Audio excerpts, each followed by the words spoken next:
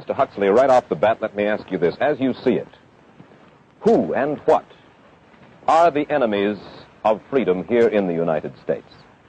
Well, I don't think you can say who in the United States. I don't think there are any sinister persons deliberately trying to rob people of their freedom. But I do think, first of all, that there are a number of impersonal forces which are pushing in the direction of less and less freedom. And I also think that there are a number of technological devices which anybody who wishes to use can use to accelerate this process of going away from freedom, of imposing control. Well, another force which I think is very strongly operative in this country is the force of what may be called over-organization. As technology becomes more and more complicated, it becomes necessary to have more and more elaborate organizations, more hierarchical organizations. And incidentally, the advance of technology has been accompanied by an advance in the science of organization. It's now possible to make organizations on a larger scale than was ever possible before. And so that you have more and more people living their lives out as subordinates in these hierarchical systems controlled by bureaucracies, either the bureaucracies of big business or the bureaucracies of big government. Well, what I feel very strongly is that we mustn't be caught by surprise by our own advancing technology. This has happened again and again in history. Technology has advanced, and this changes social conditions, and suddenly people have found themselves in a situation which they didn't foresee and doing all sorts of things they didn't really want to do. So you're talking about the potential misuse of the instrument. Exactly. We have, after all technology is in itself morally neutral. These are just powers which can either be used well or ill. Well, to start with, I think this kind of the dictatorship of the future, I think will be very unlike the dictatorships which we've been familiar with in the immediate past. Now, I think what is going to happen in the future is the dictators will find, as the old saying goes, that you can do everything with bayonets except sit on them. That if you want to preserve your power indefinitely, you have to get the consent of the ruled. And this they will do partly by drugs, as I foresaw in Brave New World, partly by these new techniques of propaganda.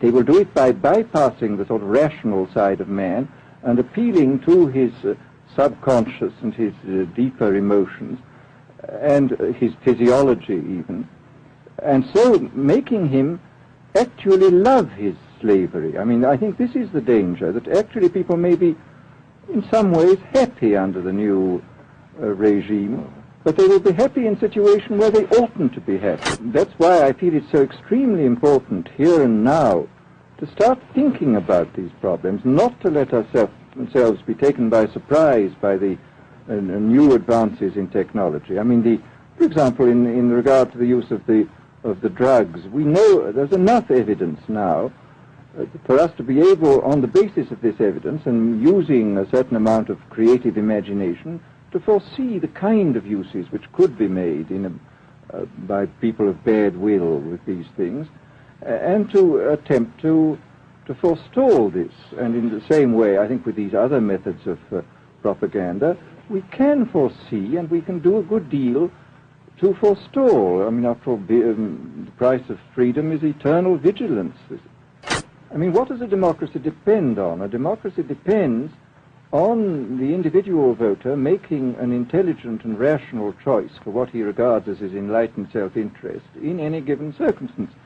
But what these people are doing, I mean, what both for their particular purposes, for selling goods, and the dictatorial propagandists are doing, is to try to bypass the rational side of man and to appeal directly to these unconscious forces below the surface, so that you are, in a way, making nonsense of the whole democratic procedure, which is based on conscious choice on rational grounds.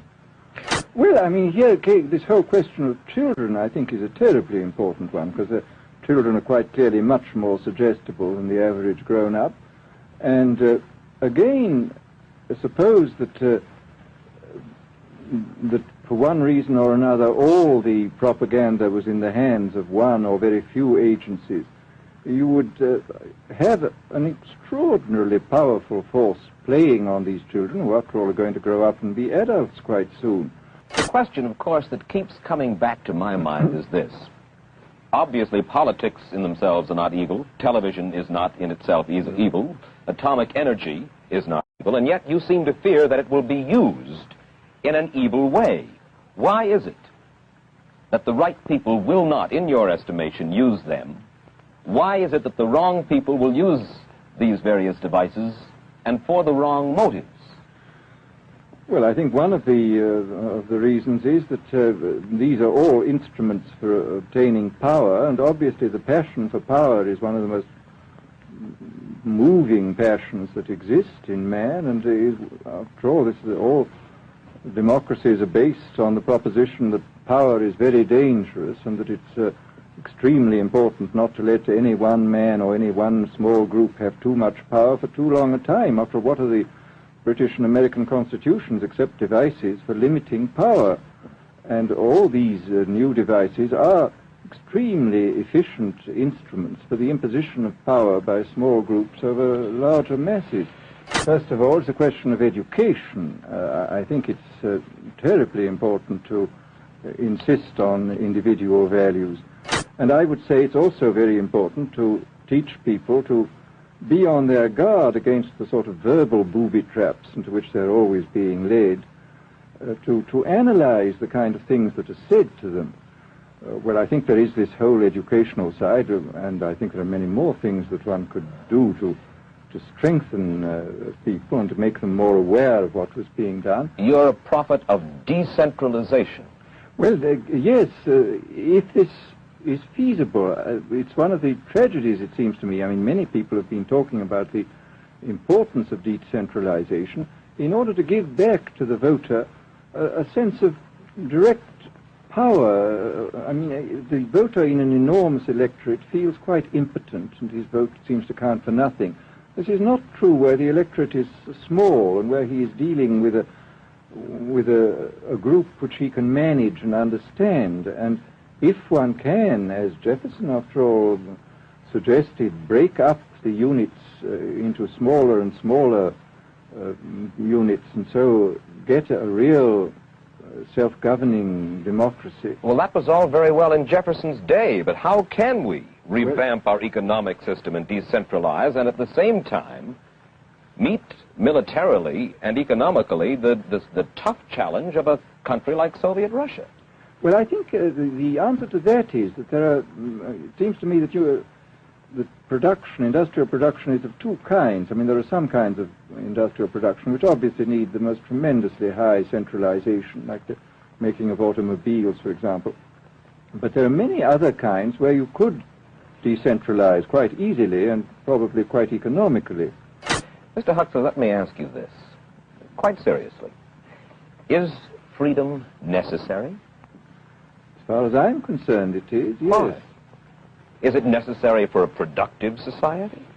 Yes, I should say it is. I mean, a genuinely productive society. I mean, I think you could produce plenty of goods without much freedom, but I think the whole sort of creative life of man is ultimately impossible without a considerable measure of individual freedom, that initiative, creation, all these things which we value, and I think value properly, are impossible without a large measure of freedom.